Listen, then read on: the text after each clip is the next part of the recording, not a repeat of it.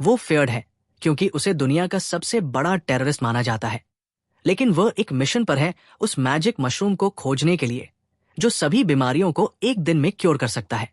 बिना किसी वार्निंग के अचानक एक जाइगैंटिक एक्सप्लोजन ने टोक्यो शहर को हिला दिया, जिससे एक विशाल क्रेटर बन गया।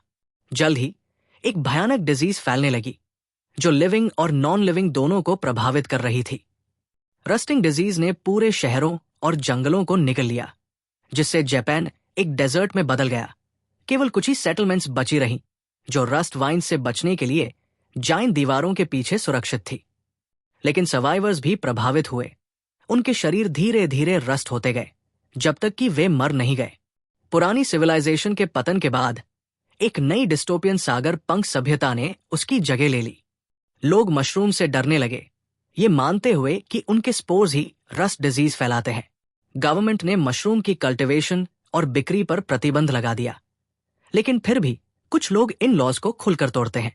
सरकार उन्हें मशरूम टेररिस्ट्स कहती है, जबकि वे खुद को मशरूम कीपर्स बुलाते हैं और जहां भी जाते हैं ह्यूमंगस मशरूम्स फैलाते हैं। उनमें से सबसे कुख्यात मशरूम कीपर रेड हेड बिस्को है, जिसे मैनी यो बिस्को के नाम से जाना जाता है क्योंकि वो लोगों के दिलों में डर बैठा देता है। कहा जाता है कि वो हमेशा एक बो लेकर चलता है और सिर्फ एक एरो से वो एक बड़े क्षेत्र में इंस्टेंटली जायंट मशरूम्स उगा सकता है। नीडलेस टू से, वो इस समय दुनिया का मोस्ट वांटेड मैन है। एक बैंडेज्ड मंक जब इमामा शहर में इमिग्रेशन चेक से गुजरने की कोशिश करता है तो वहां का ऑफिसर उसे मैनी यो बिस्को की कहानी सुनाता है। वो बिस्को को इंसल्ट करता रहता है और फिर मंक से उसके पेपर्स मांगता है। मंक उसे अपना आईडी प्रूफ देता है, लेकिन ऑफिसर उससे लगेज खोलने के लिए कहता है। मंक बताता है कि उसमें उसके फेलो मंक्स की कॉर्प्सेस हैं, जिन्हें वह उनके अंतिम पिलग्रिमेज पर ले जा रहा है। यह सुनकर ऑफिसर घबरा जाता है और अपने असिस्टेंट को कॉर्प्सेस चेक करने के लिए भेजता है। लेकिन जब मंक कहता है कि उसने उसमें डेंजरस सेंटिपीड्स रखे हैं ताकि कॉर्प्सेस की डीकॉम्पोजिशन धीमी हो, तो वो असिस्टेंट को वापस बुला लेता है। ऑफिसर मंक को जाने देने का फैसला करता है, लेकिन जैसे ही वो मुड़ता है उसके कंधे पर एक बो दिखता है। ऑफिसर को शक हो जाता है और वह अपने असिस्टेंट को गन लाने का सिग्नल देता है, जबकि वो मंक को स्टॉल करता है। जब मंक को एहसास होता है कि उसकी कवर ब्लोन हो गई है, तो वो अपने बैंडेजेस फाड़ता है, रिवीलिंग कि वो मैनेटर बिस्को है। ऑफिसर जैसे ही गन से गोली चलाता है, बिस्को उसे बैरली डॉज करता है और फिर गेयरबॉक्स पर एक एरो शूट करता है। अचानक वहां जायंट मशरूम्स उग आते हैं जो कंट्रोल बिल्डिंग को नष्ट कर देते हैं। ऑफिसर और उसके लोग किसी तरह बचकर भागते हैं और तुरंत बेस पर मौजूद सिक्योरिटी फोर्सेस को अलर्ट कर देते हैं। जल्द ही वोर हिप्पोस को टेररिस्ट को पकड़ने के लिए छोड़ दिया जाता है। जैसे ही हिप्पोस करीब आते हैं, बिस्को अपने लगेज से कपड़ा हटाता है, जिसमें उसका टीचर जैबी और एक जायंट क्रैब छिपा हुआ था, जो असल में उनका राइड था। वे क्रैब पर सवार होकर भागने की कोशिश करते हैं, जबकि ऑटोमेटेड हिप्पोस लगातार मोटर्स और बुलेट्स दागते रहते हैं। बिस्को अपने एरोस से 2 हिप्पोस को शूट करता है, जिनके शरीर से मशरूम्स उग आते हैं और वे रुक जाते हैं। तीसरा हिप्पो क्रैब के पास आकर उसे शूट करने लगता है, लेकिन उसके थिक स्केल्स के कारण कोई डैमेज नहीं होता। हालांकि लगातार गनशॉट से क्रैब इरिटेट हो जाता है और हिप्पो को जोर से मारकर दूर फेंक देता है। जल्द ही और भी हिप्पोस उनका पीछा करने लगते हैं और बिस्को जब से कहता है कि वो उसे 10 सेकंड्स दे, क्योंकि वह इस मेस से निकलने का तरीका खोजने वाला है। बिस्को एक स्पेशल एरो तैयार करता है, जबकि जब्बी और क्रैब अटैकिंग हिप्पो से बचाव करते रहते हैं। फिर वो जमीन पर एरो शूट करता है और अचानक सैंड से एक ह्यूज मशरूम हेड निकल आता है। जब्बी क्रैब को उस पर चढ़ाने के लिए कहता है, तभी एक हिप्पो बिस्को के पीछे आकर उसका सिर काटने ही वाला होता है, लेकिन ये क्रेजी लड़का सिंपली उसे डेडलिफ्ट करके दूर फेंक देता है।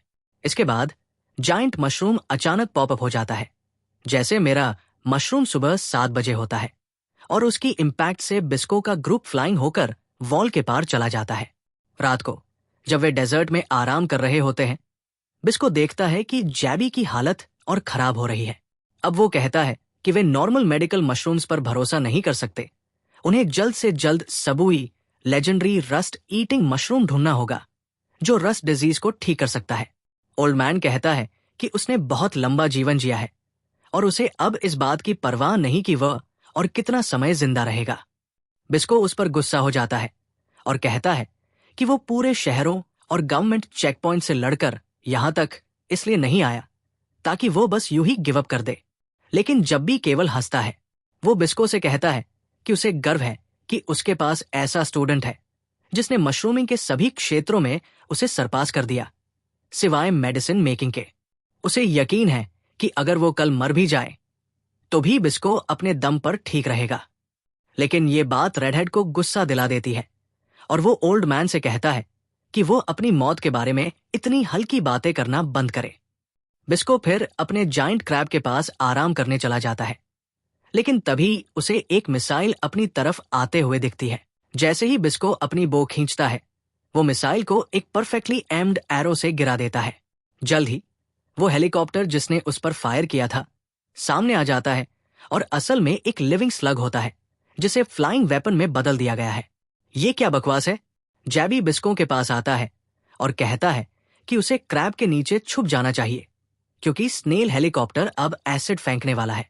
बिस्को क्रैब के नीचे छुप जाता है और फिर हेलीकॉप्टर पर हमला करता है, लेकिन जैबी कहता है कि वो सिर्फ बो और एरो से मिलिट्री ग्रेड हेलीकॉप्टर को हरा नहीं सकता। हेलीकॉप्टर फिर से मिसाइल फायर करता है, लेकिन बिस्को उसे पैरी कर देता है।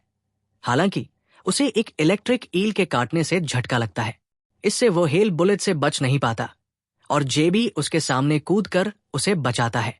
जैसे ही बूढ़ा आदमी जमीन पर गिरता है, बिस्को का गुस्सा उसे जकड़ लेता है और वह एक एरो मारकर हेलीकॉप्टर को उड़ा देता है, जिससे स्नेल मर जाता है और उसके पूरे शरीर पर मशरूम्स उग आते हैं। बनी मास्क पहनने वाली पायलट इससे हैरान हो जाती है, लेकिन वो हेलीकॉप्टर क्रैश होने से पहले कूदकर बच निकलती है। बिस्को फिर अपने क्रैब पर पूरी स्पीड से इमामा की ओर बढ़ता है, इस उम्मीद में कि वो समय पर एक कुशल डॉक्टर को खोज सके और अपने गुरु की जान बचा सके। दूसरी ओर इमामा सिटी का सबसे अच्छा डॉक्टर एक ट्विंक है जिसका नाम मिलो है, जो अपने क्लिनिक को शहर की दीवारों के पास चलाता है। वो हर तरह के पेशेंट्स का इलाज बेहद कम फीस में करता है ताकि कोई लुईगी उसके पीछे न पड़े। इस वजह से उसे पूरे शहर का सम्मान मिलता है और यहां तक कि सर्विस गर्ल्स भी उसे अनहोली थिंग्स करने की अनुमति देने को तैयार है। हालांकि ये पांडा-आइड लड़का अंदर से एक सच्चा चैड है और वो लड़कियों से कहता है कि वे उसके लायक नहीं हैं। काम खत्म करने के बाद वो अपने पसंदीदा फूड जॉइंट पर जाता है और अपनी बहन के लिए लंच खरीदता है जो रस्ट डिजीज से बीमार है। कुछ एलिगेटर और क्रैब मीट सैंडविचेस लेने के बाद मिलो गुप्त रूप से शॉप ओनर से पूछता है कि क्या उसके पास कुछ रेयर स्टफ है। आदमी एक स्मॉल मशरूम निकालता है जो उसे हाल ही में एक स्मगलर से मिला था और उसे मिलो को दे देता है। ध्यान रखना, अगर तुम्हें पकड़ लिया गया तो हम दोनों मारे जाएंगे। शॉप ओनर खुद की कोई परवाह नहीं करता, लेकिन वो जानता है कि अगर डॉक्टर मिलो मर गया तो पूरा शहर बर्बाद हो जाएगा। घर पर उसकी बहन पाओ उसका इंतजार कर रही है। ये एब्सोल्यूट मॉमी शहर के सिटी गार्ड्स की कप्तान है, लेकिन रस्ट डिजीज के अंतिम चरण में है। मिलो उसे सैंडविचेस देता है और तुरंत मशरूम्स के साथ नई दवा बनाने में लग जाता है। पाओ कहती है, तुम्हें मशरूम से नहीं खेलना चाहिए, वे खतरनाक है। लेकिन मिलो कहता है कि वो किसी भी खतरे को झेलने के लिए तैयार है, बस अपनी बहन को बचाने के लिए। लेकिन वो कोई प्रगति नहीं कर पाता और फिर से फूड शॉप पर जाता है, क्योंकि शॉपकीपर ने कहा था कि उसे बाद में और भी रेयर मशरूम्स मिल सकते हैं। मिलो को रेयर मशरूम्स मिल जाते हैं, लेकिन तभी एक स्लम अर्चिन उसे छीन कर भाग जाता है। मिलो उसे पकड़ने की कोशिश करता है, लेकिन उसके पास इतनी स्टैमिना नहीं होती। सौभाग्य से लड़का उस पर हमला कर देता है, लेकिन जब वो फेमिनिन लुकिंग मिलो का चेहरा देखता है तो उसे लगता है कि वो कोई गर्ल है। बीइंग अ सिंप, लड़का अब मिलो पर हमला नहीं कर पाता। मिलो इसका फायदा उठाकर अपना पार्सल वापस ले लेता है और लड़के की इंजरी का भी इलाज कर देता है। लड़के को अपनी गलती का एहसास होता है और वो खुशी खुशी घर लौट जाता है। लेकिन तभी सिटी गवर्नर मिलो से मिलने आता है। गवर्नर कुरो एक शातिर आदमी है जो मिलो का शुगर डैडी बनना चाहता है। वो उसे अपने बेकार एक्सपेरिमेंट्स छोड़ने और उसके लिए काम करने के लिए कहता है। अगर तुम मेरे साथ काम करोगे तो तुम्हें हर तरह की रिसर्च मटेरियल्स मिलेंगी। लेकिन मिलो इनकार कर देता है, कहता है कि वो शहर में ही रहकर सस्ते में पेशेंट्स का इलाज करना चाहता है ताकि वो गुड कर्मा इकट्ठा कर सके। तभी अचानक एक एरो सड़क पर आकर गिरता है और वहां एक विशाल मशरूम उगाता है। सभी लोग चौंक जाते हैं और बनी मास्क पहनने वाले कुछ मर्सनरीज बिस्कों पर फायर कर देते हैं, लेकिन वो आसानी से उनकी बुलेट्स और मिसाइल्स को डॉज करता है और अपने मशरूम एरोज से उनके हेलीकॉप्टर्स को गिरा देता है। फिर वो शहर के बीचों बीच मिलो के सामने आकर गिरता है, लेकिन तभी एक विशाल मशरूम उगकर उसे आकाश में उछाल देता है। मिलो एक असली मशरूम कीपर को देखकर उत्साहित हो जाता है, क्योंकि उसने सिर्फ उनके बारे में कहानियों में सुना था। वो तुरंत अपने घर भागता है ताकि अपनी बहन पाओ को ये बता सके, लेकिन बताने से पहले पाओ, जो सिटी गार्ड्स की कप्तान है, ये सुनकर खुश नहीं होती कि मशरूम टेररिस्ट्स अब उसके शहर में हैं। वे गलत शहर में आ गए हैं, वो कहती है। मिलो उसे रोकने की कोशिश करता है, लेकिन पाओ कहती है कि वो किसी भी कीमत पर शहर और अपने भाई की रक्षा करेगी। मिलो उसे रोकने की कोशिश करता है, लेकिन वह उसे एक कराटे चॉप मारकर बेहोश कर देती है।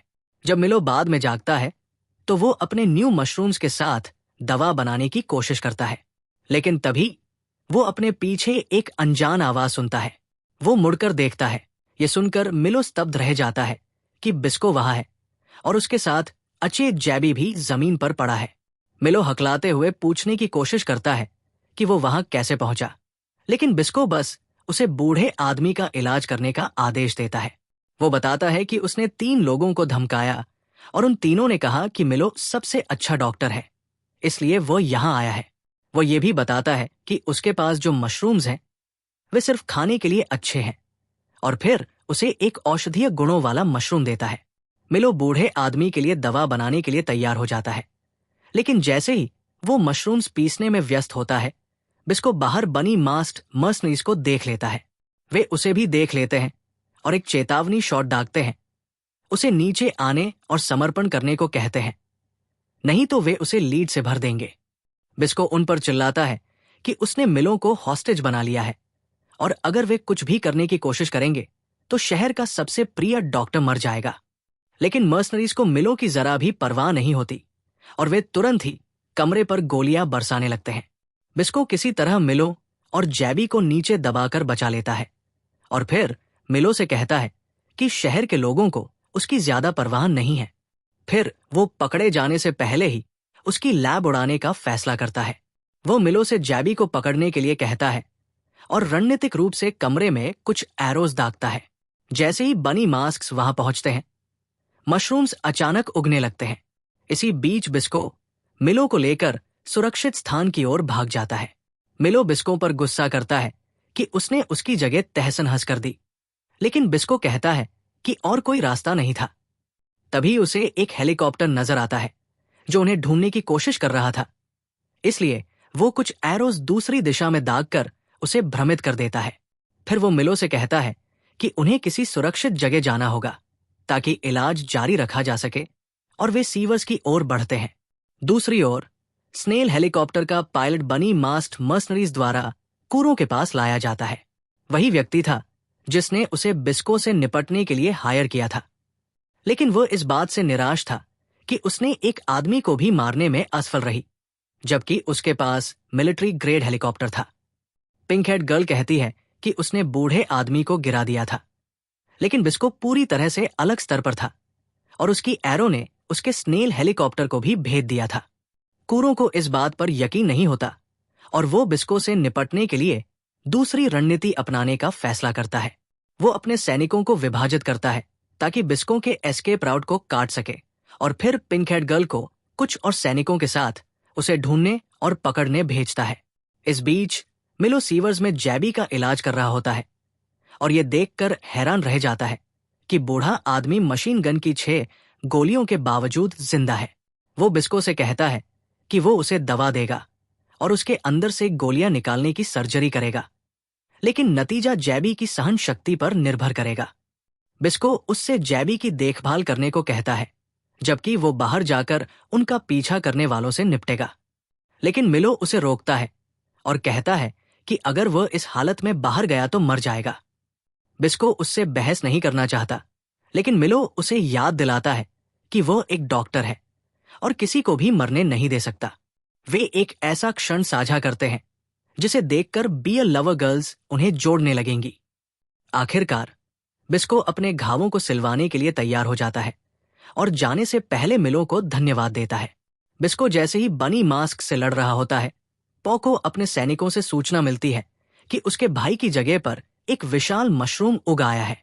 वो इतनी गुस्से में आ जाती है कि खुद ही बिस्को से निपटने का फैसला करती है। इस बीच बिस्को ने बनी मास्क को जल्दी ही हरा दिया और पिंक हेड गर्ल उसके पैरों तले पड़ी होती है। जैसे ही वो उसका मास्क हटाने लगता है, वो फॉरगिवनेस की भीख मांगने लगती है और वादा करती है कि अगर वो उसे छोड़ देगा तो वो जीवन भर उसकी ग्लग ग्लग 3000 सेवा करेगी। तभी बिस्को देखता है कि पॉ अपनी बाइक पर उसकी ओर आ रही है और वो एक रैंप से कूदकर सीधे रूफटॉप पर पहुंच जाती है। बिस्को उस पर एरो दागता है, जिसे पॉ अपने मेटल स्टाफ से रोक लेती है। लेकिन तीर जमीन पर लगते ही वहां एक मशरूम उग आता है जो उसकी बाइक को निगल लेता है। लेकिन पॉ को इसकी कोई परवाह नहीं होती और वो सीधे बिस्को पर हमला करने के लिए आगे बढ़ती है। वो केवल एक झटके में उसे दीवार से पटक देती है। बिस्को एक और एरो चलाता है जो उसके मेटल स्टाफ को भेद देता है, ये बताने के लिए कि ये लड़ाई इतनी आसान नहीं होगी। वापस सीवर में मिलो जैबी का इलाज पूरा कर चुका होता है और उसे कुछ आर्टिफिशियल ब्लड ट्रांसफ्यूजन देता है। उसे लगता है कि अगर इलाज सफल हो भी जाता है और बूढ़ा आदमी बच जाता है तो भी उसके पास ज्यादा समय नहीं बचा है। तभी जैबी अपनी आंखें खोलता है और कहता है कि उसे ये पहले से पता था। मिलो आश्चर्यचकित रह जाता है, लेकिन फिर जैबी उठकर कहता है कि वो अपनी कम उम्र के बावजूद काफी कुशल है। मिलो उससे पूछता है कि वो आखिर है कौन, और जैबी खुद को बस बिस्को का मेंटोर बताता है। फिर वो बताने लगता है कि कैसे मशरूम्स जंग, रस्ट को खाकर बढ़ते हैं और ये बीमारी से लड़ने का एकमात्र उपाय है जिसने पूरी दुनिया को अपंग बना दिया है। मिलो इस पर ज्यादा हैरान नहीं होता क्योंकि उसके मन में भी ऐसी ही एक थ्योरी पहले से थी। जैबी उससे प्रभावित होता है और मिलो बताता है कि जब से रस्ट डिजीज फैली, कई जीव जंतु विलुप्त हो गए, लेकिन कई अन्य जीव बचने के लिए विकसित हो गए। उसने हमेशा सोचा था कि कोई न कोई जीव ऐसा होगा जो रस्ट को खाने या उसकी प्रभाव को निष्क्रिय करने में सक्षम होगा। जैबी कहता है कि यही चीज मशरूम्स के साथ हुई है और सभी मशरूम कीपर्स का सपना सबकू को ढूंढना है। वो लेजेंडरी मशरूम जो जंग को पूरी तरह खत्म कर सकता है, लोगों और ऑब्जेक्ट से पूरी तरह बचते हुए। दूसरी तरफ बिस्को पाउलो से कहता है कि वह अपने रॉड को काफी अच्छे से संभालती है और शायद उसे भी अपने स्किल्स दिखाने चाहिए उसके आयरन रॉड के साथ। ये सुनकर पाओ गुस्से में आ जाती है और अपना परिचय सिटी गार्ड्स की कैप्टन के रूप में देती है। वो बिस्को से कहती है कि वो शांति से सरेंडर कर दे, वरना वह उसे यही मार देगी। बिस्को उसे अपनी पूरी कोशिश करने के लिए कहता है और पाओ उस पर चार्ज कर देती है। दोनों के बीच जबरदस्त मुकाबला होता है और बिस्को इस बात से प्रभावित होता है कि पाओ रस्टिंग डिजीज के अंतिम चरण में होने के बावजूद इतनी तेजी से मूव कर सकती है। लेकिन पाओ को उसकी बात पसंद नहीं आती और वो कहती है कि उसे एक मशरूम टेररिस्ट से कुछ भी सुनना पसंद नहीं जो हर जगह रस्ट फैलाता रहता है। बिस्को उसके अगले अटैक से बचते हुए कहता है कि उसे एजुकेट होने की जरूरत है क्योंकि मशरूम्स रस्ट नहीं फैलाते बल्कि उसे कंज्यूम करते हैं। लेकिन पाओ इस पर विश्वास करने से इनकार कर देती है और कहती है कि अगर मशरूम्स सच में रस्ट कंज्यूम करते हैं तो उसे आगे बढ़कर पूरे देश को बचाना चाहिए। बिस्को कहता है कि उसका यही प्लान है, लेकिन लोग हमेशा उसके रास्ते में आकर उसे विलन बना देते हैं। पाउलो कहती है कि वो अब उसकी बातें सुन सुनकर थक चुकी है और बिस्को जवाब देता है कि वो भी बिना मेकअप के उसका चेहरा देखकर थक चुका है। बिस्को उसकी बाइक उठाकर उसकी तरफ फेंकता है, लेकिन पाँव उसे वापस उसकी ओर किक कर देती है। बाइक मिड एयर में एक्सप्लोड हो जाती है और उसके धमाके से बिस्को दूर जा गिरता है। वो एक विशाल बॉलिंग पिन से टकराता है जो इम्पैक्ट के कारण गिर जाता है। पाओ उसके पास आती है और उससे पूछती है कि क्या वह यहाँ मशरूम पोर्स के जरिए रस्ट फैलाने और मशरूम कीपर्स पर हुए अत्याचार का बदला लेने आया है। बिस्को इससे इनकार करता है और बताता है कि वो सबको अल्टीमेट रस्ट ईटिंग मशरूम को ढूंढने निकला है ताकि वह अपने मेंटोर को बचा सके। वो पाओ से कहता है कि उसे जाने दे क्योंकि उसका उससे या उसके सिटी से कोई लेना देना नहीं है। तभी बिस्को अचानक कहता है कि उसका यहाँ कुछ काम था, लेकिन अब वो पूरा हो चुका है। वो बताता है कि उसने एक बहुत ही स्किल्ड डॉक्टर मिलो से मुलाकात की और ये भी कहता है कि पाउलो उसकी तरह ही दिखती है। ये सुनकर पाओ गुस्से से पागल हो जाती है और पूछती है कि उसने उसके ब्रदर के साथ क्या किया।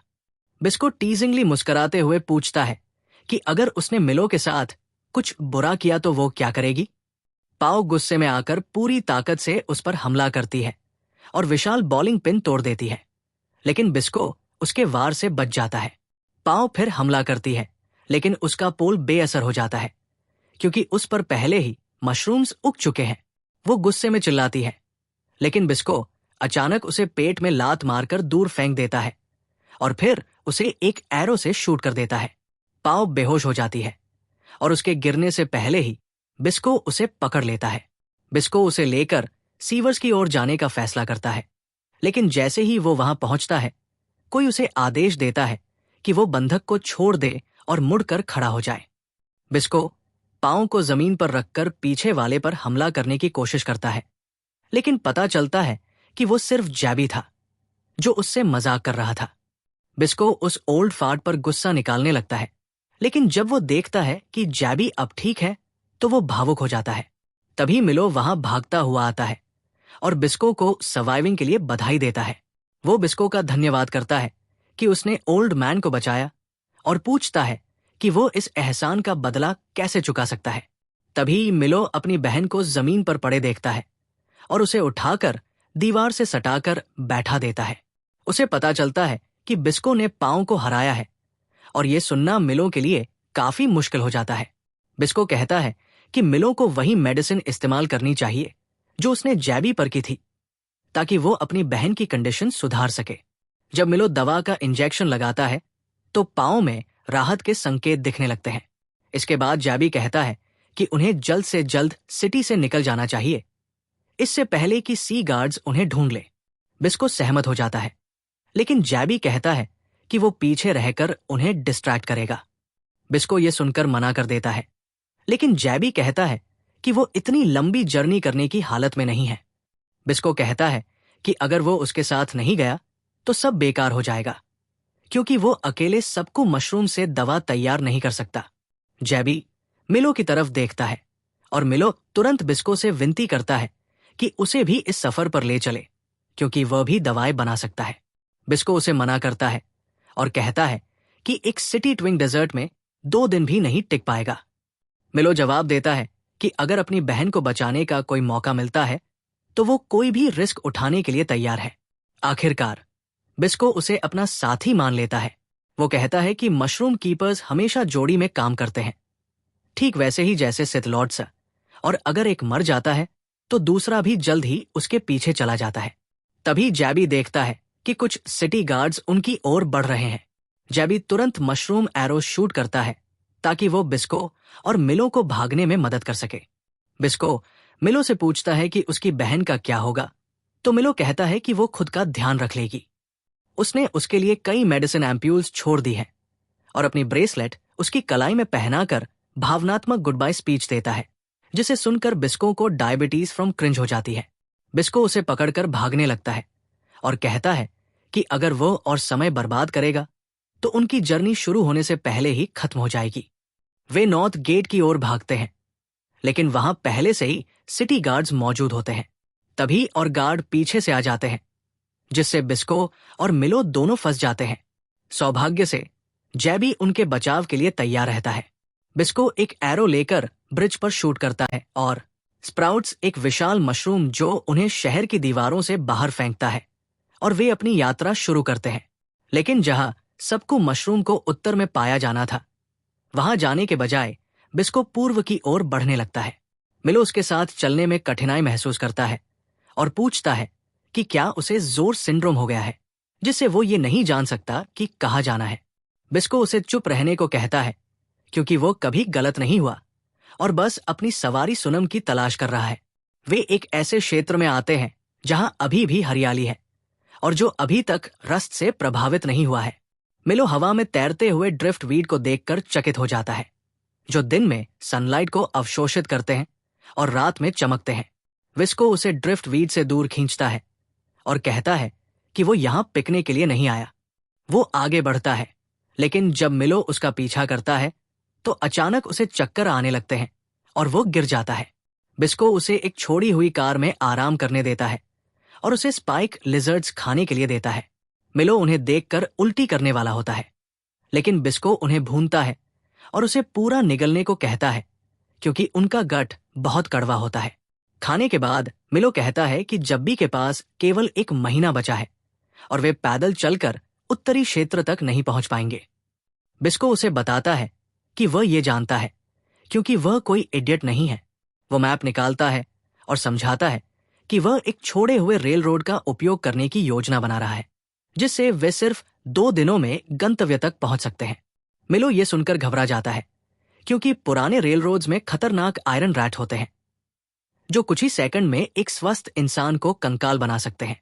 वो कहता है कि बिस्को जितना भी मजबूत हो वो अकेले इनसे नहीं निपट सकता, लेकिन बिस्को कहता है कि वो अकेला नहीं है।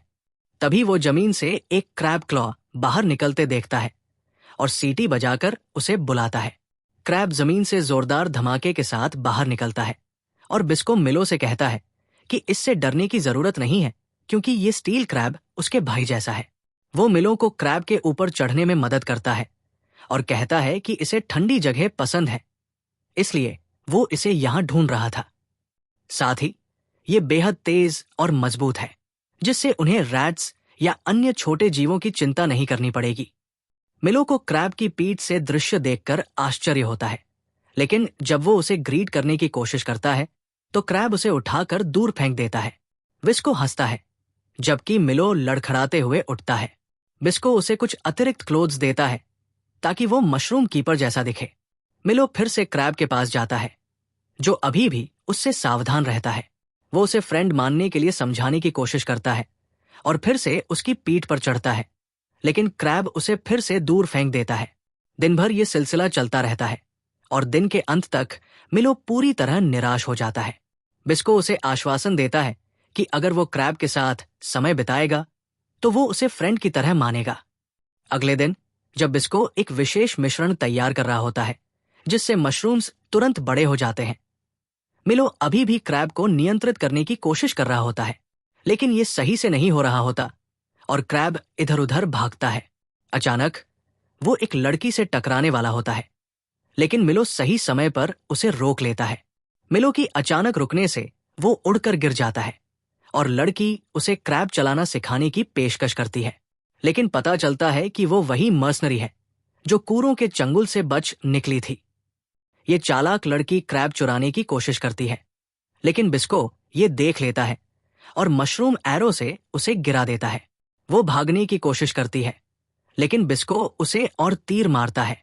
इस बीच मिलो क्रैब के घावों का इलाज करने का फैसला करता है और उसे बातों से नियंत्रित करने में कामयाब हो जाता है। ये देखकर बिस्को चौंक जाता है क्योंकि ये क्रैब के साथ करीब होने का संकेत है और उसे ऐसा करने में लंबा समय लगा था।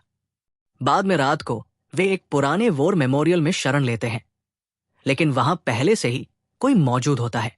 बिस्को पहचानता है कि ये वही क्रैब थीफ है, लेकिन जैसे ही वो उनकी ओर मुड़ती है, मिलो देखता है कि उसके शरीर के हर छेद से पानी निकल रहा है।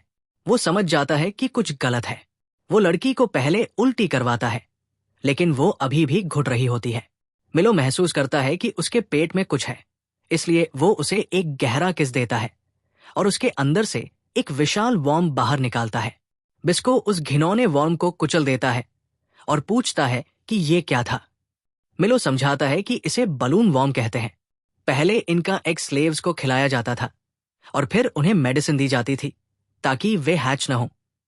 इस तरह स्लेव्स भाग नहीं सकते थे।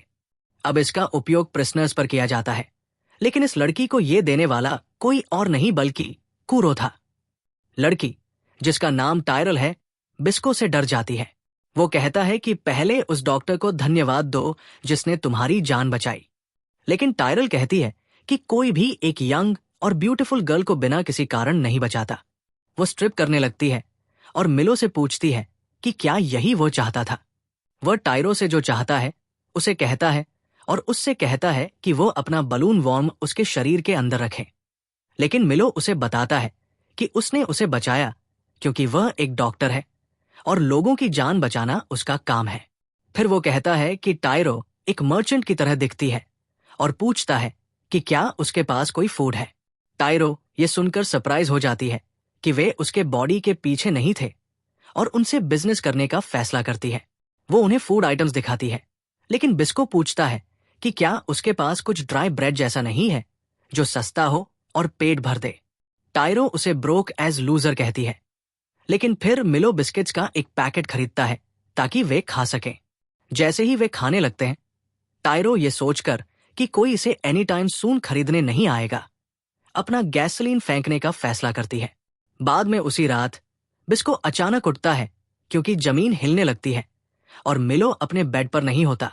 जैसे ही वो इधर उधर देखता है, टायरो अचानक उस पर जमकर उसे नीचे गिरा देती है। पता चलता है कि जहां वे ठहरे थे वो एक जाइंट मैंटिस श्रिम्प की पीठ पर स्थित वॉर मेमोरियल था और वो गैसोलीन पर फीड करने की वजह से जाग गया। पिछले रात टायरो ने जो गैलन फेंका था वो उसे जगाने के लिए काफी था। मिलो को ये सबसे पहले सेंस हो गया, इसलिए वो क्रैब पर फुल स्पीड से आगे बढ़ रहा था, जबकि जाइंट मैंटिस श्रिम्प उसका पीछा कर रहा था।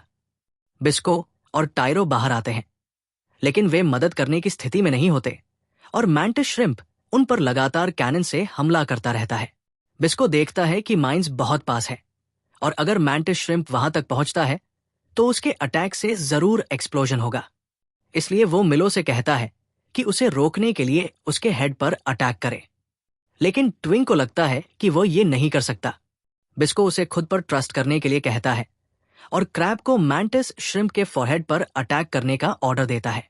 मिलो एक चांस लेने का फैसला करता है और क्रैब को जाइंट बग की आंखों के बीच हमला करने के लिए इंस्ट्रक्ट करता है। क्रैब अचानक ऊंचा जंप करता है और टारगेट को सही तरीके से हिट करता है, जिससे मैंटिस श्रिम्प की स्पीड धीमी हो जाती है। जैसे ही मिलो वापस जमीन पर आता है, बिस्को टायरो को उसकी ओर फेंकता है और खुद ऊपर जंप कर जाइंट मैंटिस श्रिम्प के फॉरहेड को टारगेट करता है। वह एक पावरफुल एरो शूट करता है जो उसे मार देता है और उसके पूरे शरीर पर मशरूम्स उगा देता है। युद्ध समाप्त हो जाता है और बिस्को खुश होता है कि माइंस और रेल रोड्स सेफ है। लेकिन तभी डेड मैंटिस श्रिम्प एक फाइनल शॉट सीधे माइंस पर फायर कर देता है, जिससे वहां आग लग जाती है। बिस्को ये देखकर शेल शॉक हो जाता है और समझ जाता है कि अब उसे लॉन्ग राउट लेना होगा। अगले दिन बिस्को जागता है और देखता है कि मिलो एक बच्चे की तरह रो रहा है क्योंकि टायरो उसके पैसे लेकर वैनिश हो गई है। पहले तो बिस्को गुस्से में आ जाता है और उसे ढूंढने का फैसला करता है, लेकिन फिर मिलो देखता है कि उसने बदले में उनके लिए कुछ सप्लाईज छोड़ी है और एक नोट भी लिखा है जिसमें कहा गया है कि अगर बिस्को मर जाता है तो वो उसके साथ टीम अप कर सकती है। इसके साथ ही बिस्को और मिलो अपनी जर्नी को नॉर्थ की ओर रिज्यूम करते हैं, लेकिन जल्द ही वे एक वाइट डेजर्ट में पहुंचते हैं और उनकी फूड सप्लाईज तेजी से खत्म हो जाती है। दोनों अब एग्जॉस्टेड और स्टार्व्ड होते हैं और जैसे ही वे एक वाइल्ड वाटरमेलन देखते हैं वे तुरंत उसकी ओर भागते हैं, लेकिन एक बॉद उसे उनसे पहले उठा लेता है और जैसे ही वो एक स्कैरी रेड हेड को अपनी ओर दौड़ते हुए देखता है, वो जितनी तेज भाग सकता है उतनी तेज भागने लगता है। लेकिन बिस्को को परवाह नहीं होती कि वो एक किड है। वो उसे पकड़ लेता है और उससे वाटरमेलन मांगता है। तभी एक बुलेट उसके पैरों के पास जमीन पर लगती है और वो ऊपर देखता है तो एक मास्क्ड बॉय उसे गन ताने खड़ा होता है। वहां और भी किड होते हैं जिनके हाथों में वेपन्स होते हैं और वे बिस्को और मिलो को किडनैपर्स बुलाते हैं जो कूरों के ऑर्डर्स पर उन्हें एब्डक्ट करने आए हैं।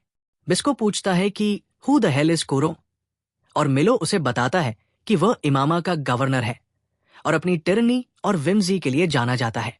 बिस्को बच्चों से कहता है कि वो कूरों के साथ नहीं है और कहता है कि वो उनसे फूड खरीद सकता है क्योंकि उसके पास मनी है, लेकिन बॉयज के लीडर को उस पर भरोसा नहीं होता और वो एक और वार्निंग शॉट फायर करता है, ये कहते हुए कि वो किसी रेडहेड की बात पर भरोसा नहीं करता। बिस्को इस रेसिस्ट कमेंट से गुस्से में आ जाता है और जल्दी से अपना वांटेड पोस्टर निकालकर दिखाता है कि उसकी हेड पर $1 मिलियन का प्राइस है और अगर वे उसे इमामा ले जाते हैं तो उन्हें जितना पैसा चाहिए उतना मिल सकता है। बच्चे ये सुनकर जल्दी मान जाते हैं और बिस्को और मिलो को अरेस्ट कर लेते हैं। बिस्को खुश होता है कि उसकी प्लान सफल रही, लेकिन मिलो उतना खुश नहीं होता। फिर भी वो अपना समय वेस्ट नहीं करता और अपनी डेडी रीज स्किल्स एक लड़की पर आजमाने लगता है। बच्चे उन्हें अपने टाउन में ले जाते हैं, जहां एक विशाल आयरन स्टैचू है, जिसे बच्चे मानते हैं कि वो स्पेस से आया है। पूरे सेटलमेंट में सिर्फ बच्चे होते हैं और वे बिस्को और मिलो को अलग अलग लॉक कर देते हैं ताकि वे भाग न सकें। मिलो को LLY प्लम के साथ रखा जाता है, जो उसे फूड देती है और फिर उसकी शैकल्स भी खोल देती है। वो उससे पूछता है कि इस टाउन के अडल्ट्स कहाँ हैं, और वो बताती है कि वे सभी पैसे कमाने के लिए चले गए हैं और यहाँ सिर्फ बच्चे बचे हैं। तभी मिलो उसके हाथों पर कुछ स्केल्स देखता है और तुरंत पास जाकर एग्जामिन करने लगता है। प्लम उसे बताती है कि ये रस्ट डिजीज है, जो उसे बचपन से है। मिलो शॉक्ड रह जाता है और पूछता है कि उसे किसने बताया कि ये रस्ट डिजीज है। प्लम कहती है कि कूरों के आदमी यहाँ आए थे और उन्होंने ही बताया कि सभी बच्चों को रस्ट डिजीज है और इसका ट्रीटमेंट बहुत महंगा है, इसलिए सभी अडल्ट्स उन्हें छोड़कर जॉब्स करने चले गए। मिलो ये सुनकर फ्यूरियस हो जाता है, क्योंकि ये बीमारी साफ तौर पर रस्ट डिजीज नहीं है। वो प्लम को सच्चाई बताने का फैसला करता है। इस बीच बिस्को भी बच्चों द्वारा दिया गया फूड खाता है और इम्प्रेस होता है, ये देखकर कि वे उससे बेहतर खा रहे हैं। वो दीवार पर एक अच्छा हार्पून देखता है और नट्स, जो बच्चों का नेता है, कहता है कि ये उसके पिता का था, जिसे कूरोज आर्मी ने मार डाला था। वो इसे हमेशा प्रदर्शन पर रखता है ताकि अपनी नफरत को याद रख सके। बिस्को उससे हार्पून देने को कहता है क्योंकि वो इसका बेहतर उपयोग कर सकता है। नट्स इस पर गुस्सा हो जाता है और बिस्कों पर बंदूक तान देता है, लेकिन तभी बच्चे उसे बाहर बुलाते हैं, ये दिखाने के लिए कि उनकी बीमारी पूरी तरह से ठीक हो गई है। नट्स ये देखने बाहर जाता है कि क्या हो रहा है और एक अन्य बच्चे को बिस्को की निगरानी करने के लिए छोड़ देता है। बिस्को अपने ज्ञान और रोमांचक कहानियों से उस बच्चे को प्रभावित करता है। बच्चा उससे डरता नहीं, क्योंकि एक मशरूम कीपर ने कभी उसकी जान बचाई थी और उसी कर्ज को चुकाने के लिए वो नॉर्दर्न एरिया का मैप बिस्को को दे देता है। अचानक लड़के को पेशाब करने की जरूरत महसूस होती है और वो शौचालय की ओर भागता है। बिस्को से भागने को मना करता है। बिस्को बस मुस्कुराता है और जंग लगी लोहे की जंजीरों को तोड़ देता है। उधर मिलो ने सभी बच्चों का शेल डिजीज से इलाज कर दिया और यहां तक कि उनके लिए दवा का नुस्खा भी लिख दिया। बच्चे पूछते हैं कि वे उसका धन्यवाद कैसे करें और मिलो कहता है कि वे बिस्को को आजाद कर दें। बाकी बच्चे सहमत हो जाते हैं, लेकिन नट्स मना कर देता है, ये कहते हुए कि उन्हें बिस्को के सिर पर रखे इनाम को कमाना होगा ताकि वे खुद को फ्लाइंग ब्लोफिश के हमले से बचाने के लिए हथियार खरीद सकें। बात करने की देर थी कि ब्लोफिश तुरंत शहर के ऊपर आ जाते हैं और आपातकालीन अलार्म बज उठता है। सभी लोग बाहर आकर लड़ाई करने लगते हैं। बच्चे विशाल उड़ते हुए फिश पर गोलियां चलाते हैं, लेकिन वे स्टॉर्म ट्रूपर्स की तरह ट्रेनिंग में हैं, इसलिए उनकी गोलियां निशाने पर नहीं लगती। एक फिश उस लड़के को पकड़ लेती है जो बिस्कों पर निगरानी रख रहा था, और जब सभी घबरा जाते हैं, बिस्को अचानक वहां पहुंचता है। वो अपने मशरूम कैटपुल तकनीक का उपयोग करके खुद को हवा में उछालता है और चुराए हुए हार्पून से फिश को 2 टुकड़ों में काट देता है।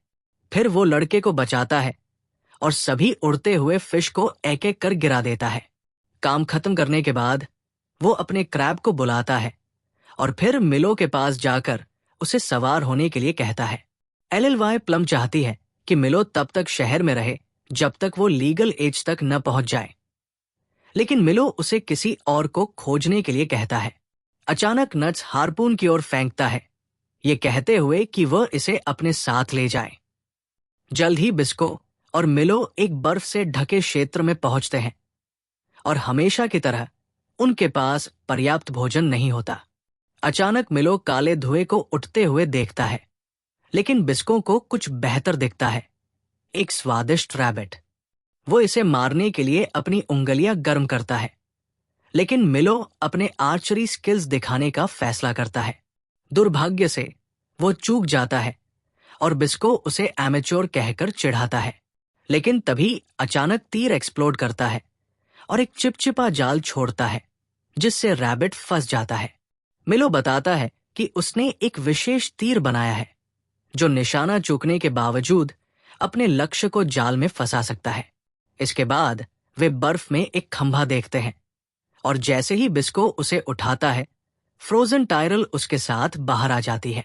वे उसे डीफ्रॉस्ट करते हैं और एक गुफा में ले जाकर गर्म करने में मदद करते हैं, जहां मिलो बताता है कि अगर वे उसे न पाते तो वो 10 मिनट में मर जाती। टायरल कहती है कि उन्हें उसकी चिंता करने की कोई जरूरत नहीं थी, जिससे बिस्को को गुस्सा आ जाता है। आगे बढ़ते हुए वे एक सेटलमेंट के पास पहुंचते हैं, जहां के लोग एक अज्ञात भाषा बोलते हैं जिसे बिस्को नहीं समझ पाता। मिलो उनसे ब्रोकन लैंग्वेज में बातचीत करने की कोशिश करता है, लेकिन वे उनकी मुद्रा को स्वीकार नहीं करते और कुछ वास्तविक उपयोग की चीजें मांगते हैं। उनमें से कुछ क्रैब को घूरने लगते हैं, जिससे बिस्को को गुस्सा आ जाता है। टायरल उन्हें स्नोमैन लैंग्वेज में बात करते देखती है और अचानक धारा प्रवाह बोलने लगती है। वो व्यापारी से कहती है कि अगर वो इन 2 इडियट्स के साथ आसानी से सौदा कर लेता है तो अगली बार वो उन्हें आसानी से लूट सकता है, क्योंकि उसने भी यही किया था। बिस्को समझ जाता है कि वो उन्हें ताने मार रही है, लेकिन कम से कम सौदा सफल हो जाता है और वे सूखे ईल के बदले कुछ सामान हासिल कर लेते हैं। इसके बाद वे रेलवे स्टेशन की ओर बढ़ते हैं, लेकिन प्रवेश द्वार बर्फ से जमा होता है। ये बिस्को के लिए कोई समस्या नहीं है, क्योंकि वह अपने क्रैब से उसे तोड़वा देता है। बर्फ को पार करके वे स्टेशन में पहुंचते हैं और बिस्को चमकते हुए मशरूम का उपयोग करके हल्की रोशनी प्रदान करता है ताकि वह क्षेत्र में नेविगेट कर सके। जल्दी ही उसे कुछ ऑटोमेटिक ट्रेन्स मिलती हैं और उनमें से एक ठीक स्थिति में दिखती है। मिलो इसे चलाने की कोशिश करता है, लेकिन इसे पूर्व प्रलय मुद्रा की आवश्यकता होती है, जो उनके पास नहीं होती। जब दोनों लड़के इस समस्या को लेकर घबरा जाते हैं, टायरल उन्हें हटने के लिए कहती है और एक टूलबॉक्स निकालकर इंजन पर काम करने लगती है। वो बताती है कि वो पहले एक मैकेनिक थी, जो बहुत थकाने वाला काम था, लेकिन कम से कम वेतन अच्छा था। हालांकि एक दिन दुनिया की सबसे बड़ी कंपनियों में से एक ने उन्हें एक आयरन जायंट को बहाल करने का काम सौंपा और कई लोग रस्टिंग के कारण इस प्रोजेक्ट में मारे गए। टायरल कहती है कि उसने ये नौकरी छोड़ दी क्योंकि वो अपनी जान नहीं गंवाना चाहती थी। वो अपने पछतावे को नजरअंदाज करती है और मिलो से कहती है कि उसे कुछ समय दे, जबकि वो काम पूरा करे। मिलो रात के खाने की तैयारी करता है और अपनी यात्रा के दौरान देखी गई नई और अद्भुत चीजों के बारे में बात करता है। फिर वो बिस्को से जैबी के बारे में पूछता है। बिस्को बताता है कि वो बूढ़ा आदमी उसका मेंटोर है और उसके जीवन में एकमात्र फादर फिगर भी। वो उसे सिखाने में बहुत सख्त था, लेकिन जैसे जैसे बिस्को बेहतर होता गया, वो नरम पड़ गया। मिलो उसे आश्वासन देता है कि वे उसे जरूर बचाएंगे और बिस्को जोड़ता है कि वे रास्ते में पा को भी बचाएंगे। तभी टायरल पूछती है कि क्या उनका भावनात्मक सत्र खत्म हो गया है, क्योंकि उसका काम पूरा हो चुका है। मिलो उसे कुछ फूड देता है और खाने के बाद वे हैंडबुक में उत्तरी क्षेत्र के नेटिव एनिमल्स की गाइड को देखते हैं, जो उन्हें एस पीपल से मिली थी। उसमें अजीब तरह से बनाए गए प्राणियों के स्केच थे और बिना देखे ही बिस्को पहचान जाता है कि ये किसी मशरूम कीपर द्वारा बनाए गए हैं। वो कहता है कि मशरूम कीपर्स की ड्राइंग शैली अद्वितीय होती है। फिर वो पूछता है कि क्या किताब में मशरूम्स भी बनाए गए हैं। मिलो पुष्टि करता है कि प्रत्येक पेज के नीचे एक मशरूम बना हुआ है। तभी उसे अचानक एक ऐसा मशरूम मिलता है जिसका नाम रस्ट ईटर है। बिस्को तुरंत चौंक जाता है और आगे पढ़ता है कि रस्ट ईटर मशरूम एक विशाल फ्लाइंग स्नेक पर पाया जाता है, जो हेलीकॉप्टर को पूरा निगल सकता है। ये जानकारी उसके पास पहले से मौजूद सैकू मशरूम की जानकारी से मेल खाती है, जिससे वो बहुत उत्साहित हो जाता है। इसके बाद वे ट्रेन में चढ़ते हैं और मिलो उसे चालू करने में सफल हो जाता है। वो टायरल का धन्यवाद करता है, लेकिन वो कहती है कि वो अब उनके साथ नहीं जाएगी, क्योंकि वो एडवेंचर से ज्यादा अपनी जान की परवाह करती है। मिलो उसका नाम पूछता है ताकि वो ठीक से धन्यवाद दे सके, लेकिन वो नाम बताने में झिझकती है। मिलो पहले अपना और बिस्को का नाम बताता है, जिससे टायरल शर्मिंदा होकर अपना नाम बताती है। बिस्को सबसे पहले उसे धन्यवाद कहता है और फिर अपने सामान्य अंदाज में कहता है कि क्योंकि वे फेट से जुड़े हुए हैं, वे निश्चित रूप से फिर मिलेंगे, हालांकि वो तब तक मर चुकी होगी।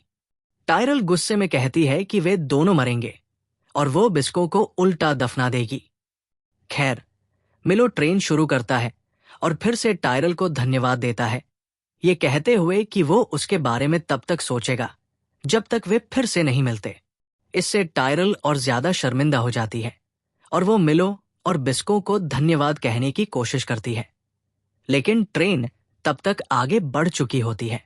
इस बीच जब मिलो ट्रेन में विशाल व्हाइट स्नेक के बारे में और पढ़ रहा होता है तो अचानक कुछ गुई स्लाइम किताब पर गिरता है। वो ऊपर देखता है और बिस्को तुरंत उस पर शूट कर देता है। जल्दी ही खिड़की के बाहर 4 स्लाइम मॉन्स्टर्स दिखाई देते हैं, इसलिए बिस्को और मिलो बाहर जाकर उनसे लड़ने लगते हैं। बिस्को उन्हें शूट करने लगता है, लेकिन मिलो को अब भी यकीन नहीं होता कि वो बो के साथ कोई अच्छा काम कर सकता है। बिस्को उससे खुद पर भरोसा रखने के लिए कहता है, क्योंकि उसने उसे काफी सिखाया है। मिलो उसकी बैग कवर करने का फैसला करता है और विस्फोटक एरोज से उन स्लाइम्स को मारता है जो उसकी ओर कूद रहे थे, लेकिन उनकी संख्या कम नहीं होती। बिस्को एक विशेष मशरूम एरो का उपयोग करता है जो एसिडिक स्पोर्स छोड़ता है और उन स्लाइम बॉडीज को कर देता है। वे राहत की सांस लेते हैं, लेकिन तभी अचानक विशाल टेंटिकल्स उन्हें पकड़ लेते हैं। वे पाते हैं कि स्लाइम बॉस अभी भी जिंदा है। बिस्को किसी तरह मिलो को बचा लेता है, लेकिन खुद फंस जाता है। स्लाइम बॉस उसे खाने की कोशिश करता है, इसलिए बिस्को उसके मुंह में एक मशरूम एरो शूट करता है, लेकिन ये उसे रोक नहीं पाता। मिलो बिस्को को बचाने के लिए एक एक्सट्रीम मेजर लेता है। वो क्रैब को ट्रेन का इंजन उखाड़कर बॉस स्लाइम पर फेंकने के लिए कहता है। इससे बिस्को को खुद को छुड़ाने का समय मिल जाता है। इसके बाद मिलो अपने एक्सप्लोसिव एरो से बॉस स्लाइम पर निशाना साधता है, लेकिन अचानक उसे एक विशाल स्थिर लक्ष्य को मारने में नर्वस महसूस होता है। बिस्को उसके हाथ पकड़ता है, जो एकदम गेम मैनर में दिखता है, और उससे खुद पर विश्वास करने के लिए कहता है। तब मिलो निशाना लगाता है और जायंट स्लाइम को उड़ा देता है। वे खुद को एक विशाल ग्रासलैंड में पाते हैं जहां रस्ट ईटर मशरूम पाया जाता है। उनके सामने एक जायंट कैनियन होता है और उसकी दीवारों पर चमकते हुए मशरूम्स उगे होते हैं। बिस्को मानता है कि ये उन मशरूम कीपर्स का निशान है जिन्होंने 15 साल पहले यहां रस्ट ईटर की कटाई की थी। तभी एक विशाल स्पैरो उन पर हमला करता है, लेकिन वे उसके हमले से बच जाते हैं। वो स्पैरो कैनियन के ऊपर उड़ता है, लेकिन ज्यादा देर तक नहीं, क्योंकि एक विशाल व्हाइट स्नेक उसमें से निकलता है और उसे पूरा निगल जाता है। मिलो और बिस्को विशाल स्नेक का आकार देखकर हक्के बक्के रह जाते हैं। बिस्को जल्दी से रस्ट ईटर मशरूम इकट्ठा करने के लिए एक एरो छोड़ता है। बिस्को एरो को दूसरे छोर की तरफ छोड़ता है और रोप के सहारे वहां पहुंचता है। वो मिलो को बताता है कि वे स्नेक पर दोनों तरफ से हमला करेंगे, लेकिन उसके एरो से भी स्नेक की स्केल्स नहीं छिदती। बिस्को सोचता है कि अब वो क्या कर सकता है। तभी अचानक एक और अप्रत्याशित मुसीबत आ जाती है।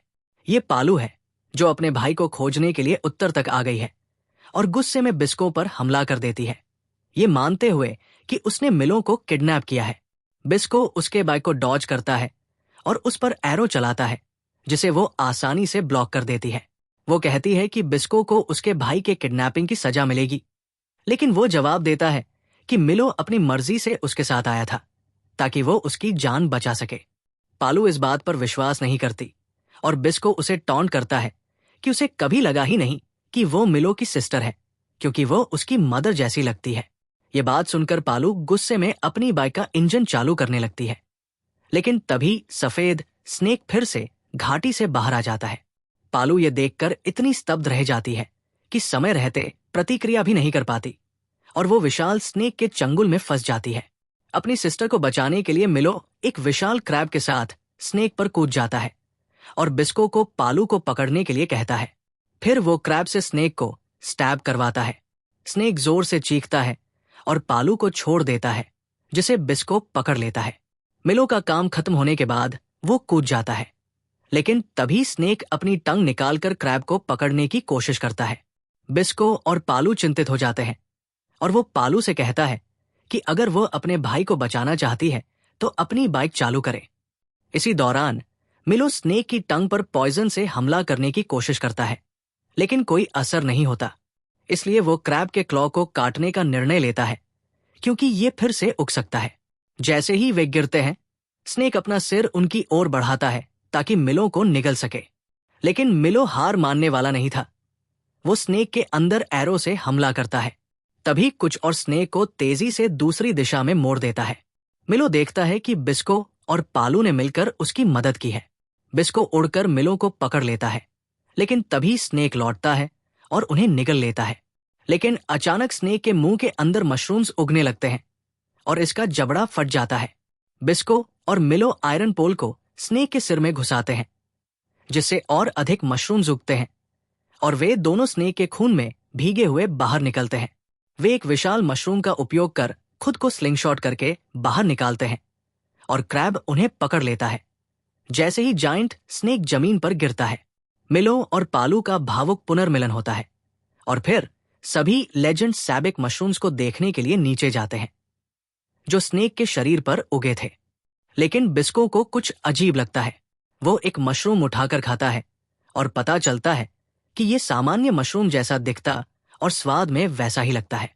बिस्को कहता है कि उन्हें किसी और शिकार की तलाश करनी चाहिए ताकि रस्ट ईटर को खोजने का बेहतर मौका मिले। लेकिन मिलो उसे रोकता है, ये बताते हुए कि वो लड़ाई के लिए फिट नहीं है। बिस्को उसे धक्का दे देता है, क्योंकि वो समय बर्बाद नहीं कर सकता। तभी मिलो देखता है कि जब मशरूम बिस्को के खून के संपर्क में आता है तो ये चमकने लगता है। मिलो को एहसास होता है कि यही इसकी शक्ति को जागृत करने का रहस्य है। वो बिस्को से उसके ब्लड टाइप के बारे में पूछता है, लेकिन बिस्को को यह भी नहीं पता कि ब्लड टाइप क्या होता है। ये मिलो को चौंका देता है, लेकिन फिर उसे याद आता है कि जब उसने शहर में जैबी का इलाज किया था तो उसने भी यही प्रतिक्रिया दी थी। मिलो समझ जाता है कि मशरूम कीपर्स के खून में कुछ खास है। मिलो बिस्को का इलाज करने और रस्ट ईटर पर रिसर्च करने में व्यस्त हो जाता है, जबकि पालू सोचने लगती है कि शायद मशरूम कीपर्स बुरे लोग नहीं हैं। वो अपनी बाइक की मरम्मत करने जाती है, लेकिन बाहर जाकर एक विशाल वेल हेलिकैरियर देखती है जो घाटी पर मंडरा रहा होता है और जायंट स्नेक पर हारपून्स चला रहा होता है। मिलो और बिस्को भी बाहर आते हैं और देखते हैं कि ये हेलिकैरियर क्यूरो का है, जो डब्ल्यू का पीछा कर रहा था ताकि वह बिस्को को मार सके। बिस्को तुरंत जहाज पर मशरूम एरो दागता है, लेकिन जैसे ही वे उगते हैं वे सड़ जाते हैं। पायलट बिस्को पर गोली चलाने लगता है, लेकिन बिस्को सब डॉज कर देता है और जहाज के स्तर तक पहुंच जाता है ताकि अंदर एरो चला सके। लेकिन क्यूरो पहले से तैयार था और वो बिस्को पर विशेष रस्ट बुलेट चलाता है, फिर जायंट स्नेक के शरीर को लेकर उड़ जाता है। अगली सुबह पालू इमामा लौटने का फैसला करती है ताकि रस्ट ईटर से बनी दवा से जैबी को ठीक किया जा सके। वो खुद ये दवा नहीं लेती ताकि ये राज बना रहे कि सबितु मशरूम्स का उपयोग करने के लिए मशरूम कीपर का खून चाहिए। वो ये दवा बिस्को को देती है ताकि वो अपने शरीर को ठीक कर सके, जो पहले ही रस्ट होना शुरू हो चुका है, क्योंकि वही अकेला पुरों को रोक सकता है। इसके बाद पालू बिस्को के करीब आकर फ्लर्ट करने लगती है और वर्जिन बिस्को शर्मा जाता है। इसके बाद पालू इमामा के लिए निकलती है, लेकिन रास्ते में एक ब्रेन वॉश्ड सोल्जर से टकराती है जो उसे हमला कर देता है। वो उसे बेहोश कर देती है, लेकिन तभी क्यूरो अपने गार्ड्स के साथ वहां पहुंच जाता है और पालू से कोऑपरेट करने को कहता है, क्योंकि उसके पास ओल्ड जैबी की कस्टडी है। इस बीच बिस्को और मिलो आराम करने की कोशिश कर रहे होते हैं ताकि बिस्को की चोट ठीक हो जाए, लेकिन बिस्को हमेशा की तरह जंगली और निश्चिंत होता है और दलदल में क्रैब के साथ मस्ती कर रहा होता है। एक दिन मिलो उनके हाइडआउट में डिनर तैयार कर रहा होता है। अचानक टेलीविजन खुद ही चालू हो जाता है और मिलो देखता है कि क्यूरो ने पांव को पकड़ लिया है। वो मिलो और बिस्को से कहता है कि वे खुद को उसके हवाले कर दें अगर वे उसे जिंदा देखना चाहते हैं। मिलो इस बात से बहुत दुखी हो जाता है और जब बिस्को बेस पर लौटता है तो वो उसे घबराहट में जमे हुए पाता है। बिस्को स्वाभाविक रूप से उस स्ट्यू का स्वाद चखता है जो उसने बनाया था और उसे पता चलता है कि उसमें स्लीपिंग मशरूम पॉइजन है। वो समझ जाता है कि मिलो उसे धोखा देने की कोशिश कर रहा है और जल्दी ही ये अंदाजा लगा लेता है कि ये सब पाउलो को बचाने के लिए किया जा रहा है। वो तुरंत उसे बचाने जाने का फैसला करता है। मिलो उसे रोकने की कोशिश करता है क्योंकि वो अभी पूरी तरह ठीक नहीं हुआ है, लेकिन जब बिस्को नहीं रुकता तो वो उस पर अपना बोझ तान देता है। उसे पता है कि बिस्को वास्तव में बहुत बीमार है, शायद पॉल डब्ल्यू और जैबी से भी ज्यादा। अगर वो इस हालत में पाउलो को बचाने जाता है तो वो मर सकता है। मिलो कहता है कि वो अपने दोस्त को मरने नहीं दे सकता, लेकिन बिस्को जवाब देता है कि वो अपने दोस्त की हॉट सिस्टर को मरने नहीं दे सकता। वो मिलो से हटने को कहता है, लेकिन जब वो मना कर देता है तो मिलो उस पर एरो चला देता है। बिस्को उसे चकमा देता है और मिलो को नीचे गिरा देता है, लेकिन तभी मिलो चुपके से उसे स्लीपिंग मेडिसिन का इंजेक्शन लगा देता है। जैसे ही बिस्को जमीन पर गिरता है और उसकी चेतना खत्म होने लगती है, घायल मिलो रोने लगता है और कसम खाता है कि इस बार वो उसे अनावश्यक चोटों से बचाएगा और पांव और जैबी को खुद बचाएगा। दूसरी तरफ कूरो एक ब्रेन वॉश्ड सोल्जर के साथ यूयो खेल रहा होता है, जो कुछ नहीं कर सकता सिवाय ये कहने के कि वो हार गया। वो गुस्से में उसे धक्का देता है जब अचानक मिलो कमरे में घुस जाता है, बोझ ताने हुए। मिलो को याद आता है कि कैसे कूरो ने पांव को वीडियो संदेश में प्रताड़ित किया था और उसे बिस्को की डेड बॉडी और रस्ट क्यूरिंग मेडिसिन का रहस्य देने के लिए कहा था। पाउलो ने विरोध किया था और कहा था कि वो बिस्को को नुकसान नहीं पहुंचा सकता क्योंकि वह यहां आकर सबको खत्म कर देगा। कूरो ने उसे और अधिक प्रताड़ित किया, जिससे मिलो पूरी तरह टूट गया। अब वो यहां है और कूरो से पूछता है कि उसने उसकी बहन को कहाँ छिपा रखा है। कूरो उससे पहले रस्ट ईटर मशरूम की रेसिपी मांगता है। मिलो कहता है कि उसे दिखाने के लिए कुछ रस्ट ईटर्स लाने होंगे और कूरो अपने ब्रेन वॉश्ड पपेट को भेजता है। मिलो कुछ वायल्स निकालता है और उन्हें मिलाने लगता है, लेकिन कूरो को देर से एहसास होता है कि ये मशरूम स्पोर्स है। अगले ही पल कमरा गुलाबी धुएं से भर जाता है। मिलो पहरेदारों को बेहोश कर देता है और क्यूरो को पॉइजन नाइफ से घायल कर देता है। वो कहता है कि अगर वो जिंदा रहना चाहता है तो पू का स्थान तुरंत बताए। अचानक कूरो अपनी हिडन क्रॉसबो से मिलो को एरो मार देता है और तुरंत ही मेडिसिन से जहर को निष्क्रिय कर लेता है। मिलो उससे पूछता है कि वो ऐसा कैसे कर सकता है और कूरो बताता है कि वह भी कभी एक मशरूम कीपर था। मिलो दोबारा हमला करने की कोशिश करता है, लेकिन अचानक रुक जाता है। कूरो बताता है कि उसने जो एरो चलाया था उसमें पपेट रूम था, जिससे वो लोगों को अपने न्यूरल लिंक चिप से नियंत्रित कर सकता है। वो कहता है कि ये अल्ट्रा यूजफुल टेक्निक उसने खुद विकसित की थी, लेकिन मशरूम कीपर्स ने उसे मॉन्स्टर समझकर प्रतिबंधित कर दिया। वो मिलो से कहता है कि वो उसे अभी सेल्फ चेकआउट करा सकता है, लेकिन पहले उसे रस्ट क्यूरिंग मेडिसिन की रेसिपी चाहिए। मिलो धमकियों और लालच के बावजूद चुप रहता है, जिससे कूरो क्रोधित हो जाता है और उसे मारने का फैसला करता है। तभी दरवाजा टूट जाता है और बिस्को अंदर आ जाता है। कूरो कहता है कि वो उसका बेसब्री से इंतजार कर रहा था, लेकिन बिस्को उसकी बातों की परवाह नहीं करता।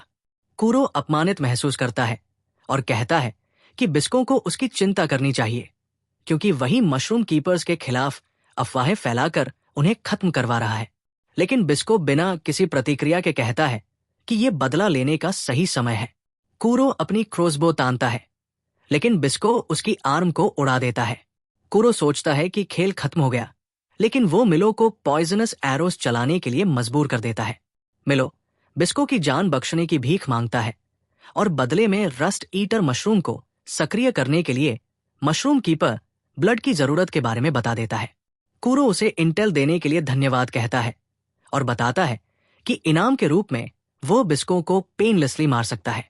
लेकिन जैसे ही वो मिलो को एरो चलाने के लिए कहता है, बिस्को अपने दांतों से एरो पकड़ लेता है और उसे कूरो की आय में फेंक देता है। गुस्से में कूरो दोनों को खत्म करने की कोशिश करता है, लेकिन तभी एक मशरूम एरो उसके कंट्रोलर को नष्ट कर देता है और उसे छत से टकरा देता है।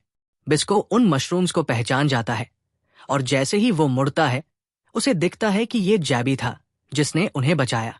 जैबी फिर मिलो को हील करता है ताकि उसे ब्रेन वॉशिंग से मुक्त कर सके और कहता है कि चाहे कूरो कितनी भी विकेट टेक्निक्स क्यों न इस्तेमाल करे, वो पहले भी उसके मशरूम कंट्रोल के सामने कोई मुकाबला नहीं था। ओल्ड मैन फिर बिस्को और मिलो को बताता है कि वो जेल में समय बिता रहा था, बाहर गार्ड को डिस्ट्रैक्ट करने के लिए एक्टिंग कर रहा था। उसने फूड मांगा और गार्ड ने उसे एक डेड रैट फेंक दिया। लेकिन जैसे ही गार्ड एक फोन कॉल में व्यस्त हो गया, उसने उस रैट्स बॉडी पर एक खास एसिडिक मशरूम उगाया जिससे बार्स पिघल गए। उसने पाँव को भी रास्ते में बचाया और उसे सेफ्टी के लिए जाने को कहा, जबकि वो कुछ और चीजों को संभालने के लिए रुका। तभी उसे एक्सप्लोजन सुनाई दी और वो चीजों की जांच करने आया। इसके बाद 3 मेन बिल्डिंग से बाहर निकलते हैं, लेकिन सीरोज गून्स उन्हें घेर लेते हैं। विस्कोज नीज बुरी तरह घायल है और वो लड़ नहीं सकता, इसलिए जेबी मिलो से कहता है कि उसे सेफ्टी के लिए ले जाए और इलाज करे, जबकि वो खुद फाइट करेगा। मिलो पूरी स्पीड से भागता है, लेकिन कारोज माइंड कंट्रोल्ड गून्स उसका पीछा करते हैं और उस पर रस्ट एरोज से हमला करते हैं। रस्ट डिजीज तेजी से मिलो के शरीर में फैलने लगती है और वो गिरने ही वाला होता है कि तभी एक क्रैब बर्फीली जमीन से बाहर निकलता है और सभी गून्स को गिरा देता है। लेकिन मिलो को बहुत ज्यादा डैमेज हो चुका है और वो धीरे धीरे कॉन्शियसनेस खोने लगता है। फिर भी वो बिस्को के बारे में चिंतित रहता है। मिलो ड्रीम देखता है कि बिस्को, जैबी और पाओ हरे भरे ग्रासलैंड्स में एक पिकनिक का आनंद ले रहे हैं। लेकिन जितना वो उनके करीब जाने की कोशिश करता है, वे उतना ही दूर जाते हैं।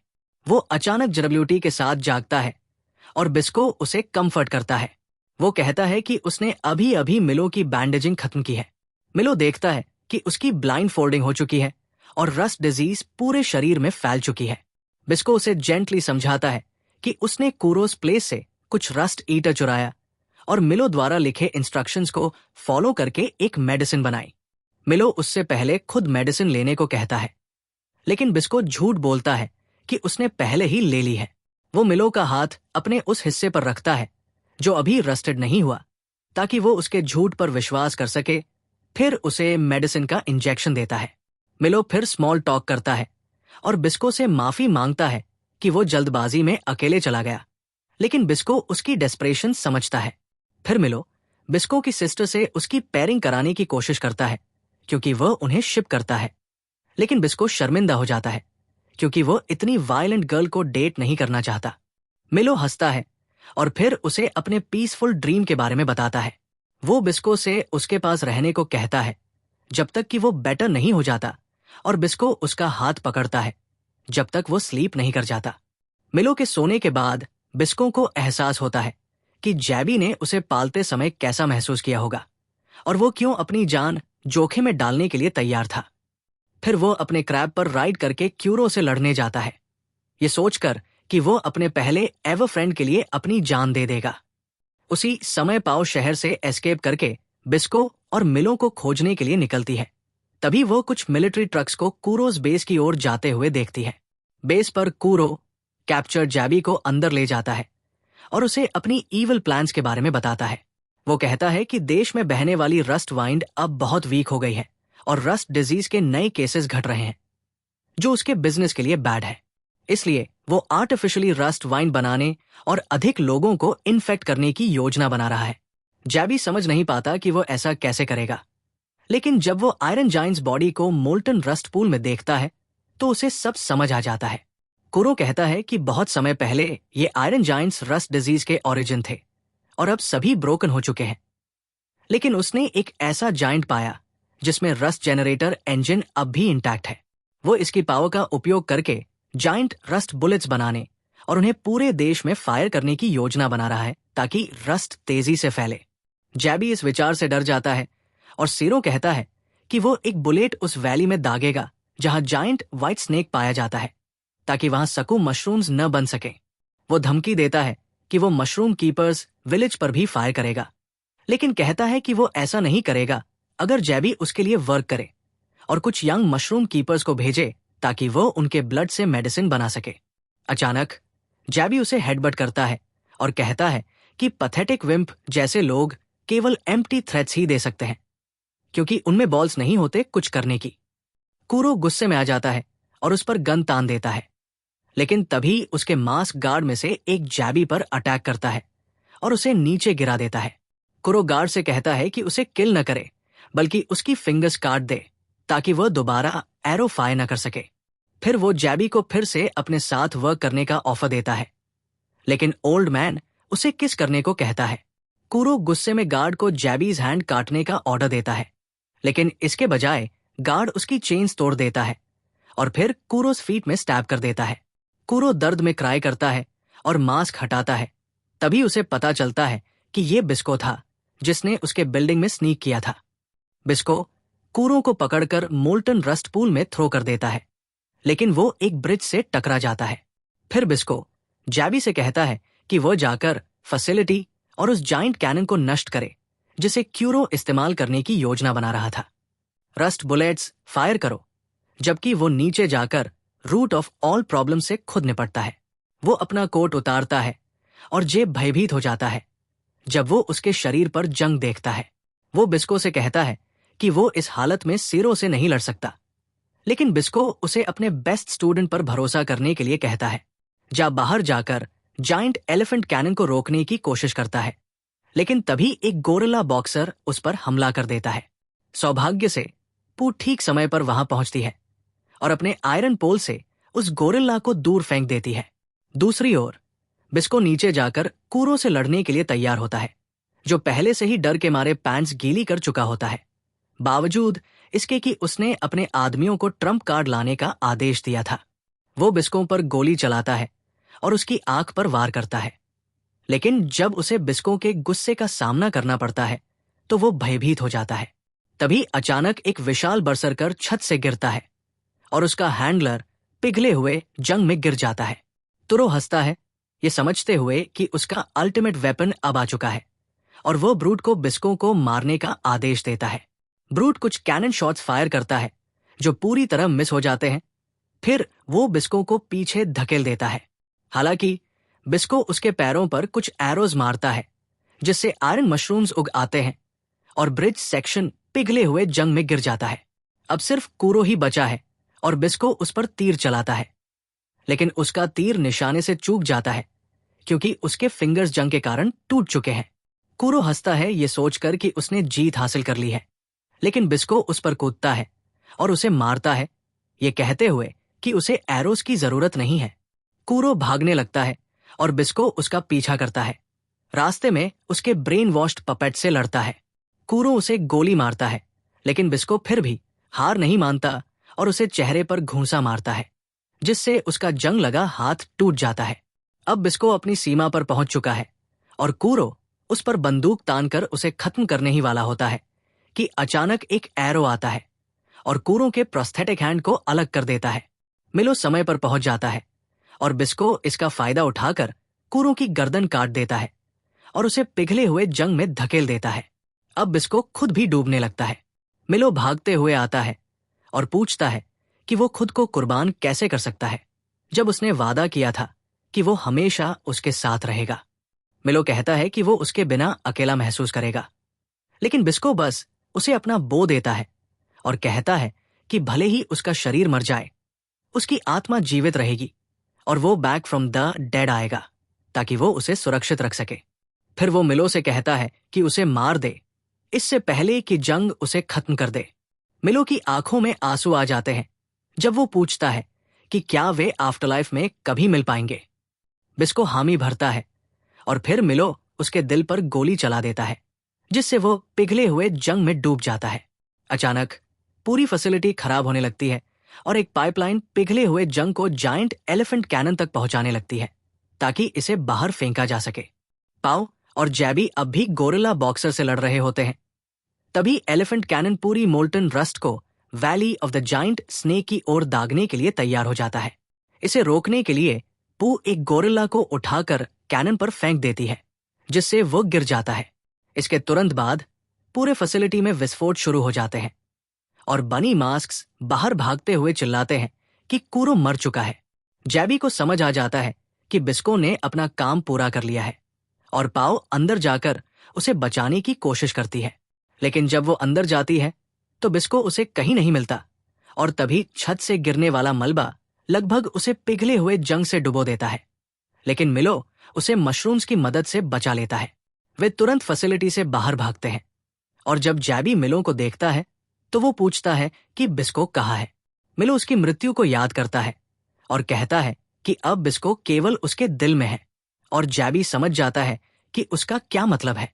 जल्द ही इमारत पूरी तरह गिर जाती है और सिटी रेस्क्यू स्क्वाड्स वहां आती है, ये देखने के लिए कि क्या वे मलबे में किसी को ढूंढ सकते हैं। लेकिन जंग बहुत गाढ़ी हो चुकी होती है, जिससे कुछ भी कर पाना असंभव हो जाता है। मिलो बस यही इच्छा करता है कि वो बिस्को को एक बार फिर देख सके। तभी अचानक मलबे के नीचे से एक विशाल हाथ निकलता है और एक हेलीकॉप्टर को कुचल देता है। सभी लोग चौंक जाते हैं और फिर एक रिवाइव्ड आयरन जायंट उठता है, जिसका पूरा कंकाल पिघले हुए जंग से ढका होता है। कोई अपनी आंखों पर यकीन नहीं कर पाता, और तभी आयरन जायंट आकाश में एक शॉट दागता है, जो दूर वैली में गिरकर एक विशाल विस्फोट कर देता है। जैबी और मिलो घबरा जाते हैं, क्योंकि उस हमले ने पूरे इलाके के सकूम मशरूम्स को जला दिया होगा। लेकिन अभी इससे भी ज्यादा खतरनाक चीजें हो रही हैं। टैंक्स आयरन जायंट पर फायर करने लगते हैं, लेकिन उनके हमले बेअसर साबित होते हैं। इसके बजाय आयरन जायंट उन पर पिघला हुआ जंग फेंकना शुरू कर देता है, ताकि पूरे इलाके को जंग में ढक सके। मिलो और उसके दोस्त ट्रेंचेस में छिप जाते हैं, और जब आयरन जायंट दूर जाने लगता है तो उन्हें पता चलता है कि उनका क्रैब भी जंग के नीचे दब चुका है। जैबी उन्हें आश्वस्त करता है कि क्रैब को जंग नहीं लगेगा, लेकिन उन्हें उसे खोदकर बाहर निकालने के लिए मेहनत करनी पड़ेगी। मिलो कहता है कि जैबी को क्रैब को निकालने में मदद करनी चाहिए, जबकि वो आयरन जायंट को रोकने जाएगा। पाओ से रोकने की कोशिश करती है और कहती है कि वो इतनी खतरनाक एनिमी से अकेले नहीं लड़ सकता। लेकिन मिलो जवाब देता है, मैं अकेला नहीं हूं, क्योंकि बिस्को मेरे साथ है, हमेशा उसके साथ था। दूसरी ओर टायरल अभी भी बिना किसी उद्देश्य के घूम रही थी, एक अच्छा मर्चेंट बनने की कोशिश कर रही थी।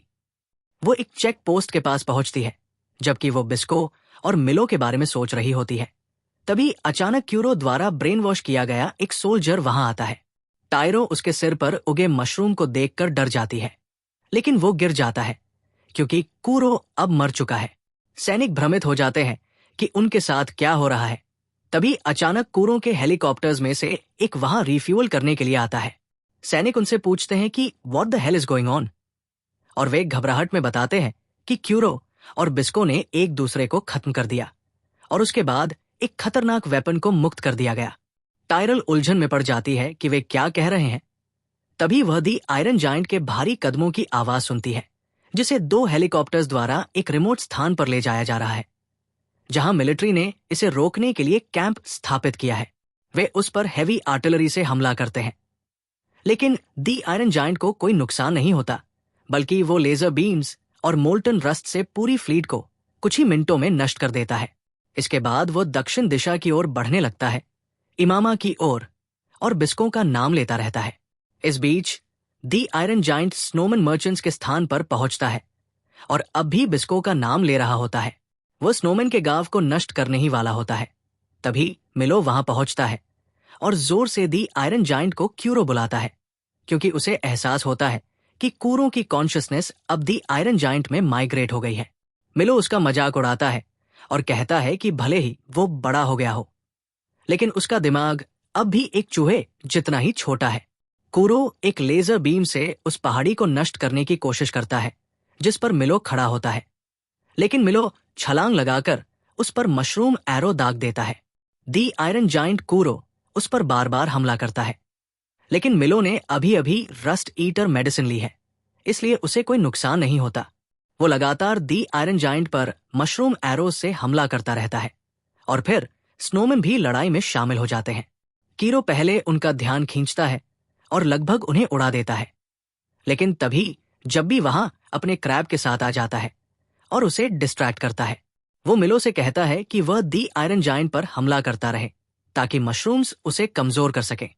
दोनों लगातार कूरों के हमलों से बचते हुए उस पर हमला करते रहते हैं, लेकिन अचानक वे एक डेड एंड पर पहुंच जाते हैं। उनके हमले कूरों को ज्यादा नुकसान नहीं पहुंचा रहे होते। तभी कूरो अचानक जोर जोर से चिल्लाने लगता है और फिर अपने आर्सनल का सबसे खतरनाक हमला करता है, जिससे पूरा क्षेत्र नष्ट हो जाता है। लेकिन मिलो और जब्बी चट्टान से कूदकर बच निकलते हैं। इसी समय टायरल अपनी मिनी ट्रक में पॉलू को युद्ध क्षेत्र की ओर ले जा रही होती है। वो पाउलो से कहती है कि वह दी आयरन जायंट के खिलाफ लड़ाई में मदद कर सकती है, क्योंकि कुछ समय पहले वो एक प्रोजेक्ट में शामिल थी जिसमें इसे रिपेयर किया गया था। उसके पास इसका मैनुअल भी है, लेकिन पा इसे पढ़ नहीं पा रही है क्योंकि उसे टेक्निकल टर्म्स समझ नहीं आ रही है। टायरो उसे डम कहती है और पा कहती है कि वो अब भी उस पर भरोसा नहीं करती, भले ही वो दावा करे कि वो मिलो की फ्रेंड है। युद्ध के मैदान में मिलो और जब भी सुरक्षित रहते हैं क्योंकि वे सॉफ्ट स्नो पर गिरते हैं, लेकिन जैब की पुरानी चोटें फिर से खुल जाती है। मिलो उसका इलाज करता है और जैब दी आयरन जायंट के बारे में बात करने लगता है कि ये कितना मिस्टीरियस है। वो सोचता है कि इसे बनाने का असली उद्देश्य क्या था और फिर रस्ट के विषय पर आता है। वो नहीं जानता कि रस्ट वास्तव में क्या है और केवल इसे एक गॉड ऑफ डेथ से तुलना कर सकता है जो हर चीज को छूते ही खत्म कर देता है। मिलो कहता है कि अगर ऐसा है तो मशरूम्स ऐसे गॉड किलर्स हैं जो रस्ट को खत्म करने के लिए इवॉल्व हुए हैं। तभी स्नोमैन वहां पहुंचते हैं और मिलो उनसे जब्बी की देखभाल करने के लिए कहता है क्योंकि वो अब बहुत इंजर्ड है और हिल नहीं सकता। फिर वो कीरों का पीछा करने और उसे इमामा पहुंचने से पहले रोकने का फैसला करता है और इसके लिए क्रैब को साथ लेता है। इस बीच स्नोमैन क्यूरों को धीमा करने की कोशिश करते हैं, लेकिन वे ज्यादा कुछ नहीं कर पाते और रस्ट में ढक जाते हैं। जल्द ही कूरो बच्चों के गांव पहुंचता है और वे पैनिक कर जाते हैं क्योंकि उन्हें महसूस होता है कि वे इसे हराने की कोई उम्मीद नहीं रखते। उनके लीडर नट्स फैसला करते हैं कि गांव को छोड़ देना ही सही होगा ताकि सब सुरक्षित रहें, लेकिन कीरो उन्हें देख लेता है। गांव को नष्ट करने के बाद नट्स सबको आगे बढ़ने के लिए कहते हैं और खुद एक डीकॉय की तरह काम करने का फैसला करते हैं। वो सीधा क्यूरो की ओर भागता है और उसे डिस्ट्रैक्ट करने के लिए उसके शरीर में अपना हार्पून फेंकता है, लेकिन तभी कूरो उस पर लेजर बीम दागता है। सौभाग्य से मिलो सही समय पर पहुंचता है और एक स्पेशल मशरूम का उपयोग करके नट्स को बचा लेता है और लेजर बुलेट को डिफ्लेक्ट कर देता है। वो कूरो से कहता है कि वह अपनी बराबरी के किसी को लड़े और एक और लेजर बीम दागता है। मिलो उसी मशरूम से हमला रोकता है और फिर कूरो के विशाल शरीर पर मशरूम एरोज दागने लगता है, जबकि उसके हमलों से बचता रहता है। वो बच्चों को बच निकलने देता है, लेकिन खुद जल्द ही फंस जाता है। जैसे ही कूरो उसे ब्लास्ट करने वाला होता है, एक हेलीकॉप्टर वहां आता है और उसमें से पू कूदकर कूरो के आयरन हेड पर पूरी ताकत से वार करती है। तभी टायरल और जब्बी भी वहां पहुंचते हैं और मिलो उन्हें देखकर हैरान रह जाता है। अमक गार्ड्स भी वहां मौजूद होते हैं। सिर्फ तभी टायरल और जैबी भी वहां आ जाते हैं और मिलो हैरान रह जाता है उन्हें देखकर। अमक गार्ड्स भी अपनी पूरी मिलिट्री शक्ति के साथ मौजूद होते हैं और वे क्यूरों पर हमला करते हैं, जिससे वो अपनी दिशा बदलने के लिए मजबूर हो जाता है। वे लगातार हमले करके उसे दबा देते हैं, लेकिन तभी क्यूरो अपने शरीर के अंदर छुपे हुए एक सीक्रेट वेपन को अनलॉक करता है। वो अपनी रिब्स निकालता है और अपने चेस्ट के बीच में एक फैन को प्रकट करता है। इसका उपयोग करके वो एक शक्तिशाली रस्ट स्टॉर्म बनाता है जो अपने रास्ते में आने वाली हर चीज को रस्ट में बदल देता है। मिलो और उसके दोस्त किसी तरह इस हमले से बच जाते हैं, लेकिन अब पियो और लड़ने में सक्षम नहीं रहता। मिलो जैबी से कहता है कि वो उसकी देखभाल करे क्योंकि वो एक मशरूम पॉइजन लेता है जिससे उसकी स्ट्रेंथ अचानक बहुत बढ़ जाती है, लेकिन केवल थोड़े समय के लिए। इसी बीच क्यूरो इमामा पहुंच जाता है और लोग घबराने लगते हैं क्योंकि वे इस दृश्य को लाइव देखते हैं। गार्ड्स उस पर गोली चलाते हैं ताकि उसे धीमा किया जा सके, लेकिन वे ज्यादा कुछ नहीं कर पाते। लेकिन जब मिलो वहां पहुंचता है और शूट करता है तो क्यूरो पलटकर देखता है। मिलो दी आयरन जायंट पर रिलेंटलेस हमला शुरू कर देता है, उसके खतरनाक वारों को चकमा देते हुए, लेकिन तभी अचानक उसे जमीन पर पटक दिया जाता है। क्रैब अब लड़ने के लायक नहीं बचता, लेकिन मिलो अभी भी मजबूती से खड़ा है क्योंकि उसने अपनी मसल्स में इंजेक्टेड जूस लिया हुआ था। वो लगातार आगे बढ़ता रहता है और लड़ता है, भले ही उसका शरीर उसका नियंत्रण खो चुका हो। वो मशरूम्स का उपयोग करके क्यूरो के करीब कूदता है और उसके शरीर पर चढ़ जाता है। अपनी कमजोर हालत के बावजूद वो अपनी पूरी ताकत से क्यूरो के शरीर को स्टैब करता है, जिससे गहरे घाव बन जाते हैं और क्यूरो दर्द से चीख उठता है। अचानक क्यूरो हिलना बंद कर देता है और मिलो को लगता है कि उसने जीत हासिल कर ली है। वह रस्ट के अंदर बिस्कोस गोबल्स को देखता है और उन्हें खोद कर निकालता है। जैसे ही वो बिस्को का नाम पुकारता है, क्यूरो उसे पकड़कर दीवार से पटक देता है। मिलो गंभीर रूप से घायल हो जाता है, लेकिन तभी अचानक क्यूरो के घावों से एक हाथ बाहर आता है। वो बिस्को है जो दी आयरन जायंट के शरीर से पूरी तरह ठीक होकर बाहर आता है। वो तुरंत मिलो के पास पहुंचता है और कहता है कि उसने दूसरी तरफ से उसकी आवाज सुनी और उसकी मदद करने आया। बिस्को फिर अपनी ग्लोइंग हैंड से अपने गोबल्स पहनता है और अंतिम लड़ाई के लिए तैयार हो जाता है। वो मिलो को उठने में मदद करता है और पूछता है कि क्या उसने उसे बुलाया था। मिलो तुरंत उसे गले लगा लेता है, लेकिन फिर पीछे हट जाता है और कहता है कि बिस्को सच में हॉट है। बिस्को जवाब देता है कि ये फ्लर्टिंग का समय नहीं है। मिलो उसकी ग्लोइंग हैंड की ओर इशारा करता है और डम बिस्को पहली बार उसे नोटिस करता है। ठीक तभी क्यूरो उन पर हमला करता है और वे उसके पंच को चकमा देने के लिए उछल जाते हैं। मिलो बिस्को को उसका बो फेंकता है और वो क्यूरो की कमर में एक एरो मारता है, जिससे पियर्सिंग हो जाती है। कुछ समय के लिए उसका हाथ नॉर्मल हो जाता है, लेकिन फिर सडनली उसके पूरे बैक पर मशरूम्स उगने लगते हैं। जैबी और पा हैरान रह जाते हैं कि बिस्को अभी भी जिंदा है, और इससे भी ज्यादा वो अब रस्ट ईटर मशरूम्स के एक्टिवेटेड फॉर्म को एरोस के जरिए शूट कर सकता है। बिस्को और मिलो जमीन पर उतरते हैं और क्यूरो उन पर फिर से शूट करने की कोशिश करता है, लेकिन बिस्को एक एरो से उसकी लेजर बीम को काट देता है और दी आयरन जायंट को 2 हिस्सों में बांट देता है। वो इससे परप्लेक्स हो जाता है, क्योंकि अब तक वो सिर्फ रस्ट ईटर्स ही उगा सकता था और अपनी पावर को कंट्रोल नहीं कर पा रहा था। मिलो उसकी हथेलियों से निकल रहे स्पोर्स को देखता है और समझ जाता है कि ये सभी मशरूम के स्पोर्स हैं, जिसका मतलब है कि अभी बिस्को आधा ह्यूमन और आधा रस्ट ईटर बन चुका है। तभी हीरो अपने शरीर के ऊपरी आर्मोर को उतारता है और एक विशालकाय फैट मॉन्स्टर की तरह प्रकट होता है, जैसे तुम्हारी मॉम। बिस्को फैसला करता है कि उसे खत्म करना ही होगा, और मिलो कहता है कि वह भी साथ आएगा। बिस्को मिलो को अपना बो देता है और बदले में जे भी उसे अपना बो दे देता है। वे अपने क्रैब पर सवार होकर क्यूरो की ओर दौड़ते हैं, जबकि मिलो उसे बिस्को की स्थिति समझाता है। उसे विश्वास है कि जब बिस्को व्हाइट स्नेक के खून में लथपथ हुआ था, तभी रस्ट ईटर के स्पोर्स उसके शरीर में घुस गए थे, और जब वो मोल्टन रस्ट में डूबा रहा, वे सक्रिय हो गए। बिस्को को इस विज्ञान से कोई फर्क नहीं पड़ता, क्योंकि वह जानता है कि मिलो इसे समझ लेगा। वह एक एरो खींचता है, लेकिन तभी दी रस्ट जायंट और भी बड़ा हो जाता है। ठीक उसी समय टायरल पूरी स्पीड से वहां आती है और बिस्को को रोकने के लिए चिल्लाती है। वो बताती है कि दी आयरन जायंट ने सेल्फ डिस्ट्रक्ट मोड में प्रवेश कर लिया है, और अगर अभी उसे शूट किया गया तो वो पूरी सिटी को उड़ा देगा। बिस्को गुस्से से पूछता है कि अब वो क्या करे। तभी क्यूरो उन पर मोल्टन रस्ट उगल देता है। बिस्को जल्दी से जमीन पर एक एरो मारता है, जिससे से मशरूम्स की दीवार बन जाती है और हमला रुक जाता है। इस बीच पैनिक में टायरल मैनुअल को स्कैन करती है, ये देखने के लिए कि दी आयरन जायंट को कैसे रोका जा सकता है। उसे पता चलता है कि इसे रोकने का एकमात्र तरीका है पायलट के दिमाग को नष्ट करना, जो एक हेलमेट से सुरक्षित है।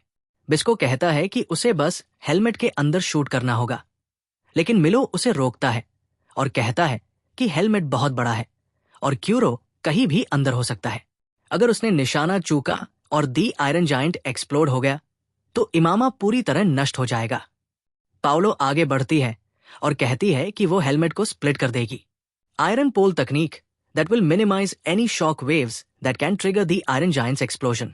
बिस्को उसे बताता है कि ये पीक सीए है to call her technique merciful because उसने पहले उसकी पूरी हड्डियां ऑलमोस्ट तोड़ दी थी।